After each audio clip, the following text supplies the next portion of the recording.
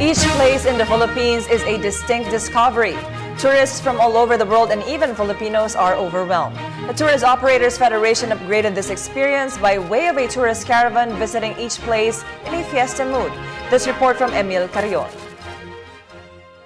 Vivid colors with endless fun is how the Philippines is known to local and foreign tourists. North to south, west to east, each big or small city, province or region.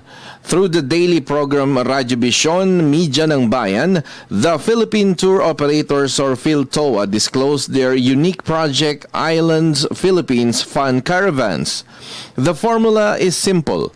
That is to experience, get a first-hand feel, take an active part, and later on become an emissary to tell others about it. Ito po ay may kasama mga food demo, food tasting, kombinasyon po ng isang makasalanang mga makasalanang healthy option din naman. The primary packages of the tours are Cordillera Heritage Warrior, the Southern Tagalog Culinaria Caravan, the Visayas Charms, the Bicol Express, and the Plains and Heights of Central Luzon.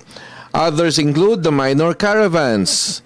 One of them is Rediscover Batanes, another is Northern Palawan Eco Adventure Discovery Tour, and the Hola Zamboanga. Sa lahat po ng mga nakikinig at nanonood, ito na po yung pagkakataon natin na makita ang Pilipinas nang sama-sama tayo.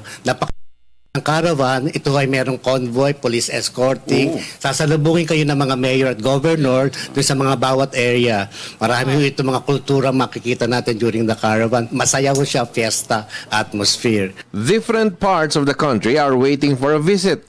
But the adventure starts with a packed bound or lunch and ends with laughter and lots of load of more fun in a place called the Island Paradise, Philippines. Reporting for the People's Television, this is Emil Carrion.